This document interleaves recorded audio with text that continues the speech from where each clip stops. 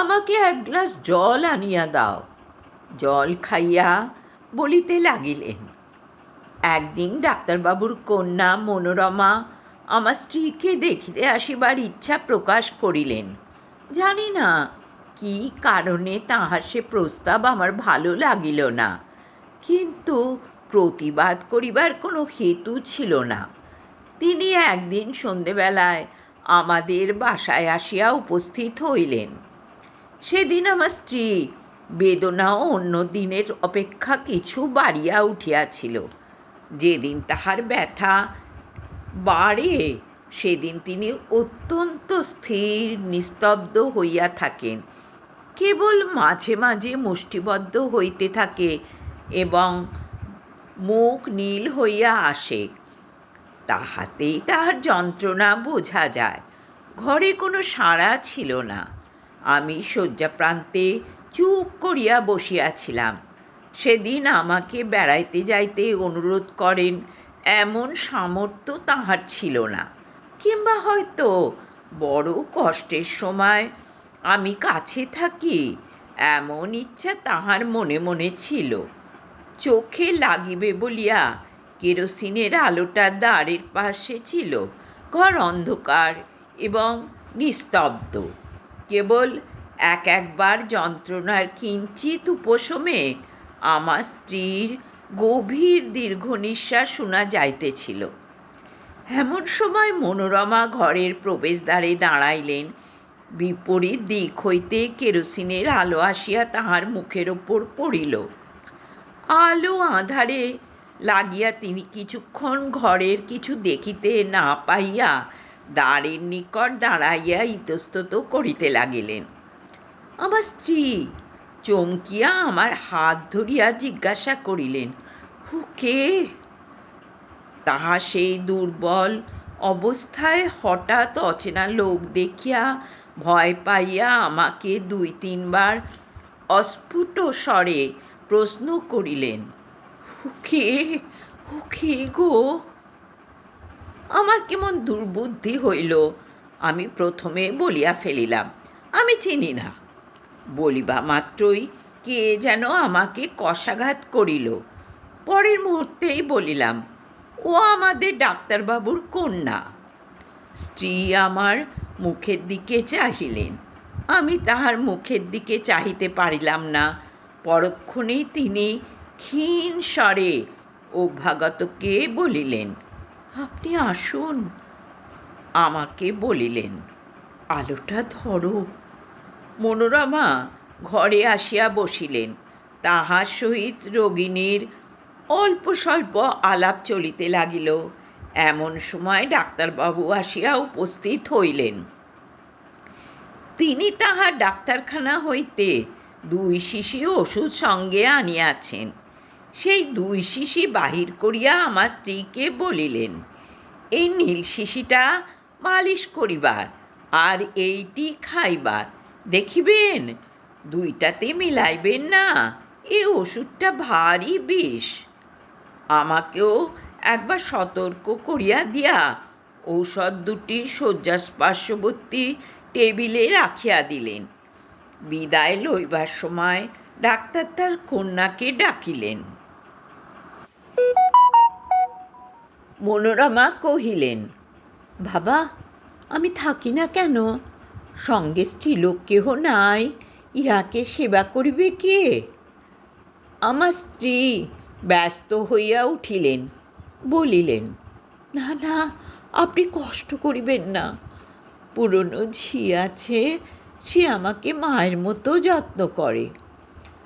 Doctor হাসিয়া বলিলেন, উনি মা লক্ষ্মী, চিরকাল পরের সেবা করিয়া আসিয়াছেন, অন্যের সেবা সহিতে পারেন না। কন্যাকে লইয়া ডাক্তার গমনের উদ্যোগ করিতেছেন।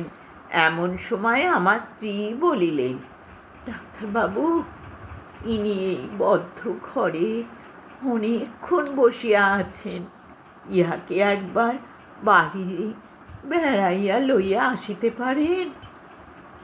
ডাক্তারবাবু আমাকে কহিলেন, আসুন না, আপনাকে নদীর ধার হইয়া একবার বেড়াইয়া আনি।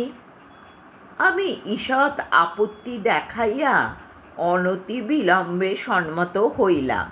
ডাক্তারবাবু যাইবার সময় 2 শিশি ঔষধ সম্পর্কে আবার আমার স্ত্রীকে সতর্ক করিয়া দিলেন। সেদিন ডাক্তারের বাড়িতে আহার করিলাম। ফিরিয়া আসিতে রাত হইল। আসিয়া দেখি আমার স্ত্রী ছটফট করিতেছেন। অনুতাপে বিদ্ধ হইয়া জিজ্ঞাসা করিলাম, তোমার কি ব্যথা বাড়িয়াছে? তিনি উত্তর করিতে পারিলেন না, নীরবে আমার মুখের দিকে চাহিলেন। তখন তাহার কণ্ঠ রোধ হইয়াছে। আমি তৎক্ষণাৎ সেই রাত্রেই ডাক্তারকে ডাকাইয়া আনিলাম। ডাক্তার প্রথমটা আসিয়া অনেকক্ষণ কিছুই বুঝিতে পারিলেন না। অবশেষে জিজ্ঞাসা করিলেন, সেই ব্যথাটা কি বাড়িয়া উঠিয়াছে? ঔষধটা একবার মালিশ করিলে হয় না? বলিয়া শিশিটা টেবিল হইতে লইয়া দেখিলেন সেটা খালি। আমার স্ত্রীকে জিজ্ঞাসা করিলেন, আপনি কি ভুল করিয়া এই ওষুধটা খাইয়াছেন? আমার স্ত্রী ঘাড় নাড়িয়া নীরবে জানাইলেন, হ্যাঁ। ডাক্তার তৎক্ষণাৎ গাড়ি করিয়া তাহার বাড়ি হইতে পাম্পানিতে ছুটিলেন। আমি অর্ধমূর্ছিতের ন্যায় আমার স্ত্রীর বিছানার উপর গিয়া পড়িলাম। তখন মাতা তাহার পীড়িত শিশুকে যেমন করিয়া সান্ত্বনা করে, তেমনি করিয়া তিনি আমার মাথা তাহার বক্ষের কাছে টানিয়া লইয়া 2 হস্তের স্পর্শে আমাকে তাহার মনের কথা বুঝাইতে চেষ্টা করিলেন। কেবল তাহার সেই করুণ স্পর্শের দ্বারাই আমাকে বারংবার করিয়া বলিতে লাগিলেন, শোক করিও না, ভালোই হইয়াছে, তুমি সুখী হইবে। এবং সেই মনে করিয়া আমিও সুখে মরিলাম। ডাক্তার যখন ফিরিলেন তখন জীবনের সঙ্গে সঙ্গে আমার স্ত্রীর সকল যন্ত্রণার অবসান হইয়াছে। দক্ষিণাচরণ আর একবার জল খাইয়া বলিলেন, উফ, বড় গরম। বলিয়া দ্রুত বাহির হইয়া বার কয়েক বারান্দায় পায়চারি করিয়া আসিলেন। বেশ বোঝা গেল তিনি বলিতে চাহেন না, কিন্তু আমি যেন জাদু করিয়া তাহার নিকট হইতে কথা কাড়িয়া লইতেছি। আবার আরম্ভ করিলেন, মনোরমাকে বিবাহ করিয়া দেশে ফিরিলাম। মনোরমা তাহার পিতার সম্মতিক্রমে আমাকে বিবাহ করিল। কিন্তু আমি যখন তাহাকে আদরের কথা বলিতাম, প্রেমালাপ করিয়া তাহার হৃদয় অধিকার করিবার চেষ্টা করিতাম, সে হাসিত না, গম্ভীর হইয়া থাকিত। তাহার মনের কোথায় কোনখানে কি খটকা লাগিয়া গিয়াছিল আমি কেমন করিয়া বুঝিব? এই সময় আমার মদ খাইবার নেশা অত্যন্ত বাড়িয়া উঠিল। একদিন প্রথম শরতের সন্ধ্যায় মনোরমাকে লইয়া আমাদের বরানগরের বাগানে বেড়াইতেছি। ছমছমে অন্ধকার হইয়া আসিয়াছে, পাখিদের বাসায় ডানা ঝাড়িবার শব্দটুকুও নাই। কেবল বেড়াইবার পথের 2 ধারে ঘন ছায়াবৃত ঝাউগাছ বাতাসে সশব্দে কাঁপিতেছিল। শ্রান্তি বোধ করিতেই মনোরমা সেই বকুলতলার শুভ্র পাথরের বেদির উপর আসিয়া নিজের 2 বাহুর উপর মাথা রাখিয়া শয়ন করিল। আমিও কাছে আসিয়া বসিলাম। সেখানে অন্ধকার আরও ঘনীভূত। যতটুকু আকাশ দেখা যাইতেছে একেবারে তারায় আচ্ছন্ন। তরুতলের ঝিল্লির ধ্বনি যেন অনন্ত গগন বক্ষচ্যুত নিঃশব্দতার নিম্ন প্রান্তে একটি শব্দের সরু পার বুনিয়া দিতেছে। সেদিনও বৈকালে আমি কিছু মদ খাইয়াছিলাম। মনটা বেশ একটু তরলাবস্থায় ছিল। অন্ধকার যখন চোখে সইয়া আসিল তখন বনছায়ার তলে পাণ্ডুর বর্ণে অঙ্কিত সেই শিথিল অঞ্চল শ্রান্তকায় রমণীর আবছায়া মূর্তিটি আমার মনে এক অনিবার্য আবেগের সঞ্চার করিল। মনে হইল ও যেন একটি ছায়া, ওকে যেন কিছুতেই দুই বাহু দিয়া ধরিতে পারিব না। এমন সময় অন্ধকার ঝাউ গাছের শিকড় দেশে যেন আগুন ধরিয়া উঠিল। তাহার পরে কৃষ্ণপক্ষের জীর্ণপ্রান্ত হলুদবর্ণ চাঁদ ধীরে ধীরে গাছের মাথায় উপরকার আকাশে আরোহণ করিল। সাদা পাথরের ওপর সাদা শাড়ি পরা সেই শ্রান্ত শয়ান রমণীর মুখের ওপর জ্যোৎস্না আসিয়া পড়িল। আমি আর থাকিতে পারিলাম না। কাছে আসিয়া দুই হাতে তাহার হাতটি তুলিয়া ধরিয়া কহিলাম, মনোরমা, তুমি আমাকে বিশ্বাস করো না? আমি তোমাকে ভালোবাসি। তোমাকে আমি কোনো কালে ভুলিতে পারিব না। কথাটা বলিবা মাত্র চমকিয়া উঠিলাম। মনে পড়িল ঠিক এই কথাটা আর একদিন আর কাহাকেও বলিয়াছি, এবং সেই মুহূর্তে বকুল গাছের শাখার উপর দিয়া, ঝাউ গাছের মাথার উপর দিয়া, কৃষ্ণপক্ষের পীতবর্ণ ভাঙা চাঁদের নিচ দিয়া, গঙ্গার পূর্ব পার হইতে গঙ্গার সুদূর পশ্চিম পার পর্যন্ত হা হা হা হা হা হা করিয়া অতি দ্রুত বেগে একটা হাসি বহিয়া গেল। সেটা মর্মভেদী হাসি কি অভ্রভেদী হাহাকার বলিতে পারি না। আমি তদ্দণ্ডে পাথরের বেদির ওপর হইতে মূর্ছিত হইয়া নিচে পড়িয়া গেলাম। মূর্ছাভঙ্গে দেখিলাম আমার ঘরের বিছানায় শুইয়া আছি। স্ত্রী জিজ্ঞাসা করিলেন, তোমার হঠাৎ এমন হইল কেন? আমি কাঁপিয়া উঠিয়া বলিলাম, শুনিতে পাও নাই? সমস্ত আকাশ ভরিয়া হা হা করিয়া একটা হাসি বইয়া গেল। স্ত্রী হাসিয়া কহিলেন, সে বুঝি হাসি? সার বাঁধিয়া দীর্ঘ এক ঝাঁক পাখি উড়িয়া গেল, তাহাদেরই পাখার শব্দ শুনিয়াছিলাম। তুমি এত অল্পেই ভয় পাও? দিনের বেলায় স্পষ্ট বুঝিতে পারিলাম। পাখির ঝাঁক উড়িবার শব্দই বটে। এই সময় উত্তর দেশ হইতে হংসশ্রেণী নদীর চরে চড়িবার জন্য আসিতেছে, কিন্তু সন্ধ্যা হইলে সে বিশ্বাস রাখিতে পারিতাম না। তখন মনে হইত চারিদিকে সমস্ত অন্ধকার ভরিয়া ঘন হাসি জমা হইয়া রহিয়াছে। সামান্য একটা উপলক্ষে হঠাৎ আকাশ ভরিয়া অন্ধকার বিদীর্ণ করিয়া ধ্বনিত হইয়া উঠিবে। অবশেষে এমন হইল, সন্ধ্যার পর মনোরমার সহিত একটা কথা বলিতে আমার সাহস হইত না।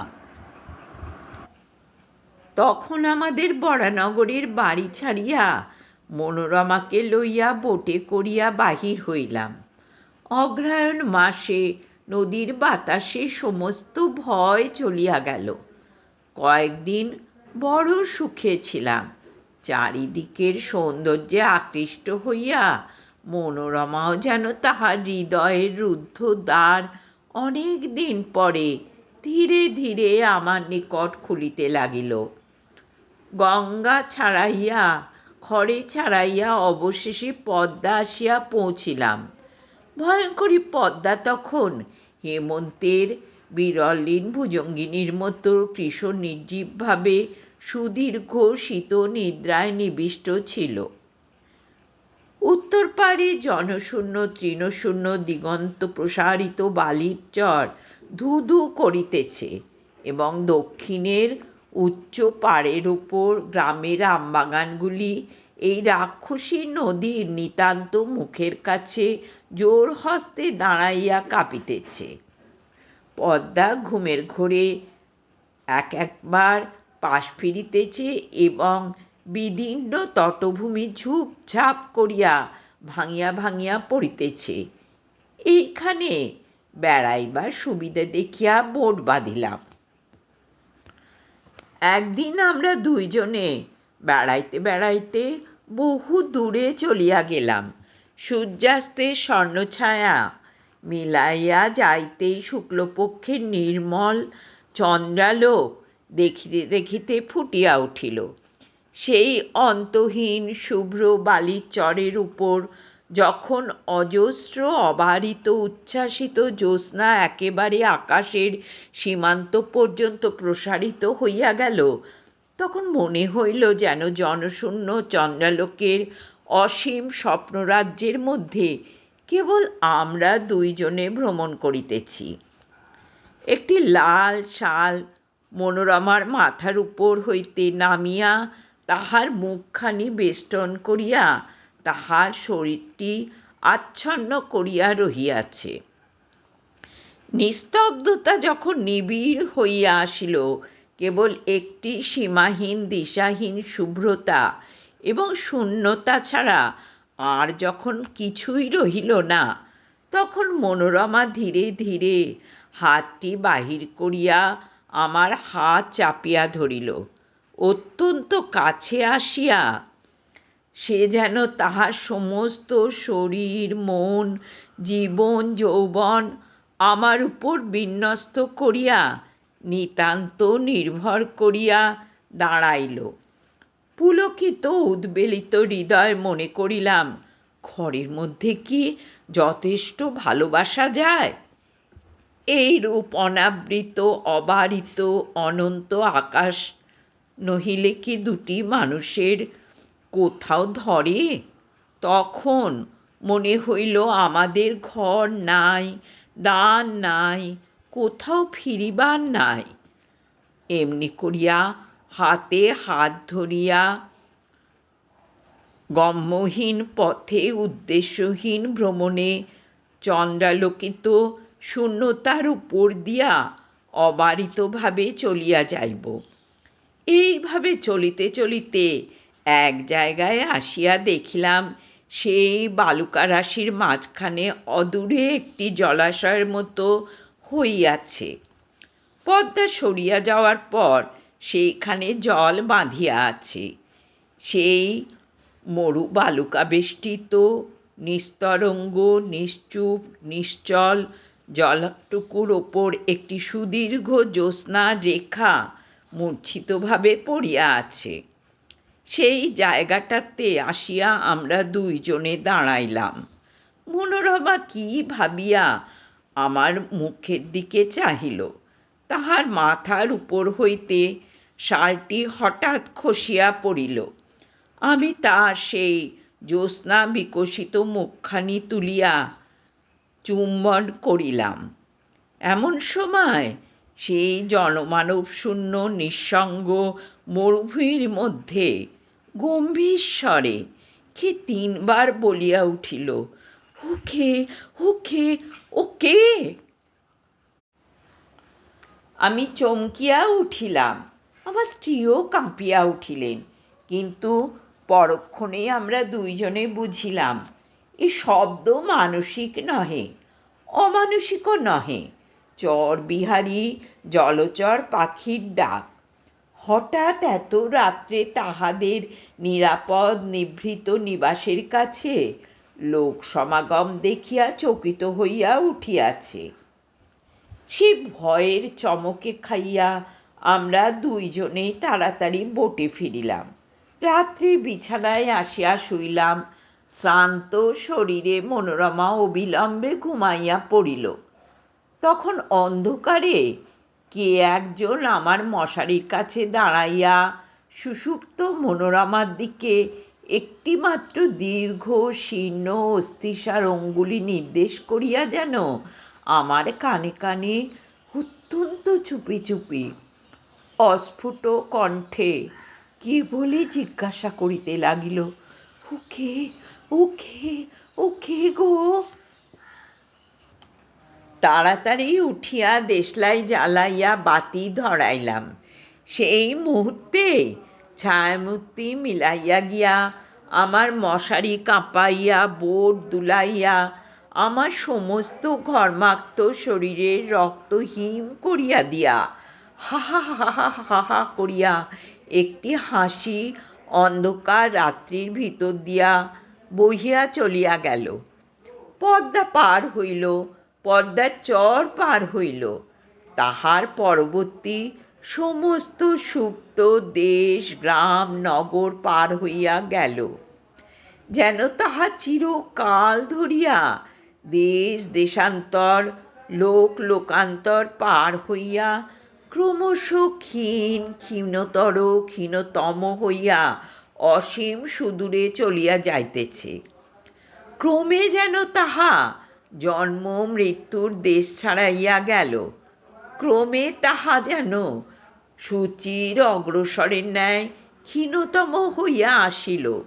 এত ক্ষীণ শব্দ কখনো শুনি নাই, কল্পনা করি নাই।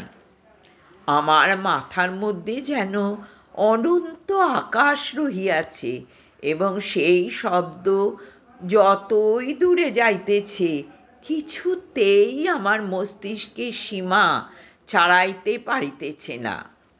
অবশেষে যখন একান্ত অসহ্য হইয়া আসিল, তখন ভাবিলাম আলো নিবাইয়া না দিলে ঘুমাইতে পারিব না। যেমন আলো নিবাইয়া শুইলাম, অমনি আমার মশারির পাশে আমার কানের কাছে অন্ধকারে আবার সেই অবরুদ্ধ স্বর বলিয়া উঠিল, ওকে ওকে ওকে গো।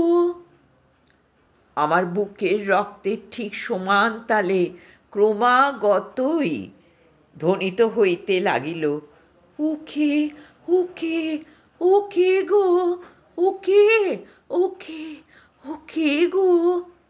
সেই গভীর রাত্রির নিস্তব্ধ বোটের মধ্যে আমার গোলাকার ঘড়িটা সজীব হইয়া উঠিয়া তাহার ঘণ্টার কাঁটা মনোরমার দিকে প্রসারিত করিয়া শেল্পের উপর হইতে তালে তালে বলিতে লাগিল, ওকে ওকে ওকে গো, ওকে ওকে ওকে গো। বলিতে বলিতে দক্ষিণাবাবু পাংশুবর্ণ হইয়া আসিলেন, তাহার কণ্ঠ রুদ্ধ হইয়া আসিল। আমি তাহাকে স্পর্শ করিয়া কহিলাম, একটু জল খান। এমন সময় হঠাৎ আমার কেরোসিনের শিখাটা দপদপ করিতে করিতে নিবিয়া গেল। হঠাৎ দেখিতে পাইলাম বাহিরে আলো হইয়াছে। কাক ডাকিয়া উঠিল, দোয়েল শীষ দিতে লাগিল। আমার বাড়ির সম্মুখবর্তী পথে একটা মহিষের গাড়ির ক্যাঁচ ক্যাঁচ শব্দ জাগিয়া উঠিল। তখন দক্ষিণাবাবুর মুখের ভাব একেবারে বদল হইয়া গেল, ভয়ের কিছুমাত্র চিহ্ন রহিল না। রাত্রির কুহকে কাল্পনিক শঙ্কার মত্ততায় আমার কাছে যে এত কথা বলিয়া ফেলিয়াছেন সেজন্য যেন অত্যন্ত লজ্জিত এবং আমার উপর আন্তরিক ক্রুদ্ধ হইয়া উঠিলেন। শিষ্ট সম্ভাষণ মাত্র না করিয়া অকস্মাৎ উঠিয়া দ্রুত বেগে চলিয়া গেলেন। সেই দিনে অর্ধরাত্রে আবার আমার দ্বারে আসিয়া ঘা পড়িল, ডাক্তার ডাক্তার।